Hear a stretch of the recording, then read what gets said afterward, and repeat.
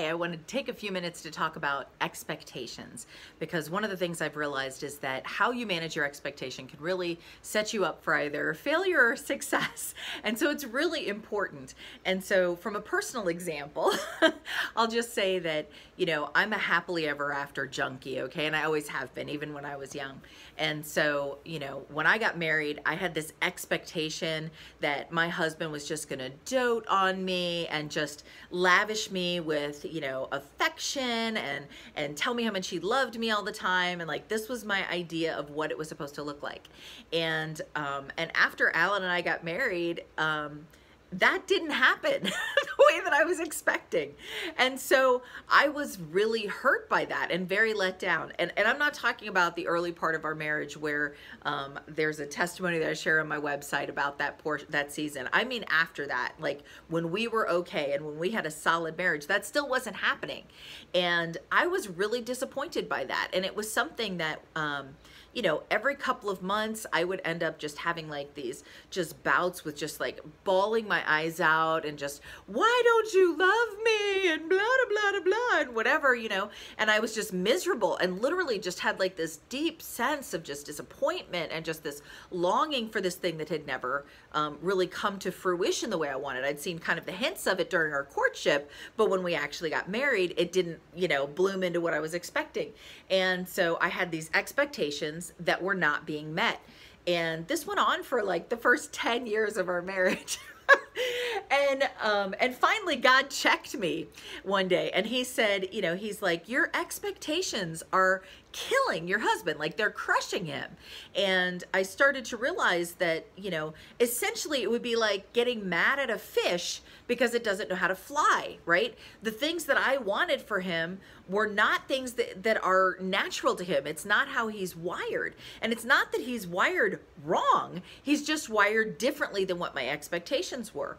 And so, I made the conscious choice to lay down those expectations, to take that burden off of him and just to realign what my expectations were, okay? And again, let me just pause here and say, I'm not talking about legitimate expectations, okay? As my spouse, I have a legitimate expectation for him to be faithful, right? That's a legitimate expectation because he's promised that. And so that's not what I'm talking about here, but I'm talking about what that love that he's promised to give me is supposed to look like. Now, how I viewed what it was supposed to look like, that was not an expectation that was based in truth, because it was not anything that he promised to do. It was also not the way that he's wired. So this isn't even based in reality. This is me wanting some fairy tale, right? And so, and we do this all the time. I'm just saying, everybody does this. Like they have expectations on their friends that they don't even realize, or on their parents or their family members of how people are going to act, the things that they're going to do. And we get disappointed when those things don't happen. And so what happened for me when I laid these things down was that I started to really see the ways that he did love me. It may not have looked like, you know, the lavished words of affection, you know, and words of affirmation. And it wasn't like, you know, the physical affection that I had thought that I'd wanted, you know, with the hand holding and the snuggling and all of that stuff. But he's an acts of service guy, and he does tons of stuff all the time to take care of me. So there's lots of ways that he demonstrates his love for me. It just wasn't the way that I had expected it, and therefore I was dealing with that, you know, kind of discouragement. And so, you know, this is something that I've learned is basically we have to be conscious of making sure that our expectations are aligned with reality, that they're based in truth, okay?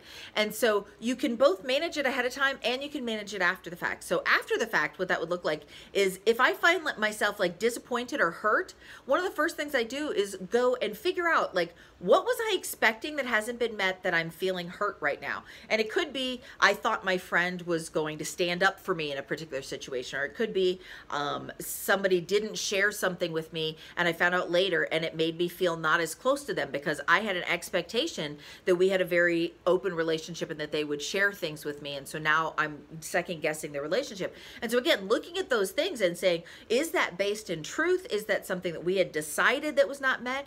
And so this helps not just to do it for yourself, but to help other people do it as well. So if somebody gets mad at me, I will try to, what did you expect me to do in that situation? And that's where you can kind of pull out whether their expectations for you were actually based in truth, whether it was something you had agreed to, in which case they have a legitimate concern and grievance, in which case you can apologize. But a lot of times what'll come out is that it wasn't, whatever their expectations weren't based in reality, wasn't based on anything you were talking about. And it can really quickly diffuse a situation if you can bring that to light, in the same way that if you realize that your expectations weren't based in reality, you can go, oh, well, I guess I can't really be hurt because that isn't anything that anybody promised me. And so a lot of it is just kind of learning how to manage those expectations, both your own and other people's, and being able to use that as a tool in relationship. Because I firmly believe that open, candid, honest relationship really is the best way to have strong and intimate relationships. And so when you do that, you know, because a lot of times people are like, well, I can't say that, you know, and instead I think if we just open things up and have dialogue, you can create a safe place where you're able to talk these things through. So anyway, that's my thoughts for the day. Hopefully that's helpful to somebody, and bless you in your relationships. And I pray that God gives you wisdom as you learn to explore the roots of your expectations and that of those that you interact with. Have a great day.